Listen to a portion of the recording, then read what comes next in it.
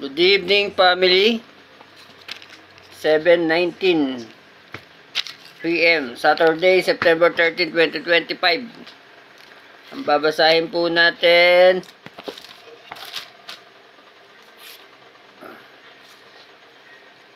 Aklat Mateo,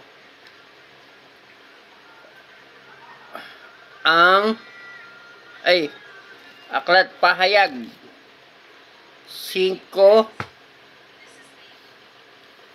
hanggang 14. Ang pamagat, ang kasulatan at ang kordero. Nakita ko ang isa sa kanang kamay nang nakaupo sa trono, ang isang kasulatang nakabalumbon na may sulat sa loob at labas at sinarahan ng 7 selyo. Dilim eh. Ito po isang Bible, bagong tipan, Bible po natin.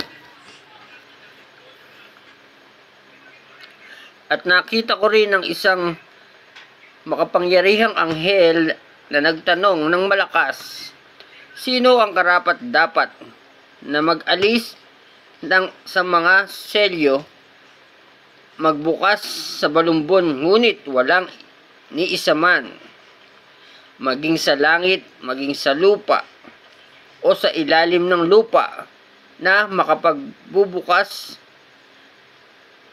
o makatingin sa nilalaman niyon.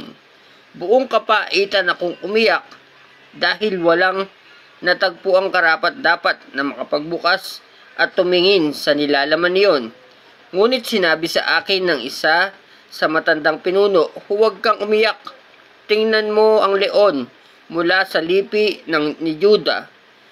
Ang anak ni David ay nagtagumpay at may karapatang mag-alis sa 7 selyo at makapagbukas sa kasulatang nakabalumbon. Pagkatapos nakita ko sa pangitain ng matandang pinuno at ng trono, napapaligiran ng 4 na nilalang na buhay,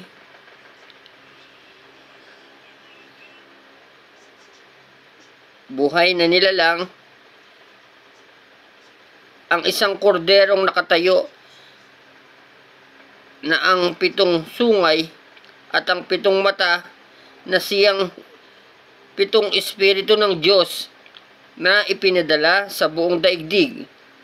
Lumapit ang kordero at kinuha ang kasulatang nakabalumbon sa kanang kamay ng nakaupo sa trono. Nang ito'y kunin niya, nagpatirapa sa harapan ng kordero ang 4 na buhay na nilalang at ang 24 na matatandang pinuno. Bawat isa'y may hawak na alpa at may gintong mangkok na puno ng insenso na siyang mga panalangin ng mga hinirang ng Diyos. Inaawit nila ang isang bagong awit. Ikaw ang karapat-dapat na kumuha sa kasulatang nakabalumbon at magtanggal sa mga selyo niyon, sapagkat pinatay ka at sa pamamagitan ng iyong dugo ay tinubos mo ang mga tao para sa Diyos mula sa bawat lahi, wika, bayan at bansa. Ginawa mo silang isang lahing maharlika at mga pari na itinalaga upang maglingkod sa ating Diyos, at siya'y maghahari sa lupa. Tumingin akong muli at narinig ko ang tinig ng milyong-milyon at libu-libong anghel. Sila'y nakapaligid sa trono, sa 4 na buhay na nilalang at sa matatandang pinuno. Umawit sila ng malakas. Ang korderong pinatay ay karapat-dapat tumanggap ng kapangyarihan, kayamanan, karunungan, kalakasan, kaluwalhatian, papuri at paggalang. At narinig ko umawit ang bawat nilikha na nasa langit, nasa lupa, nasa ilalim ng lupa at nasa dagat. Lahat ng mga naroon sa nakaupo sa trono at sa kordero. Ang papuri at karangalan, kaluwalhatian at kapangyarihan magpakailanman. At sumagot ang apat na nilalang na buhay, Amen. At nagpatira pa ang matatandang pinuno at nagsisamba. So tinutukoy dito, ang kordero ay si Jesus. Tingnan nyo, basahin po natin. Ang korderong pinatay ay karapat dapat tumanggap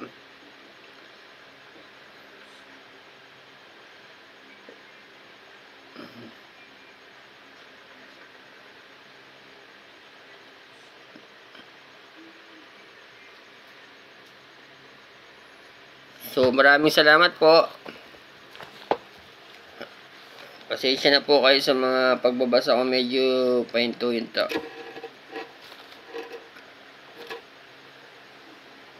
Maraming salamat po sa pangalan ni Jesus.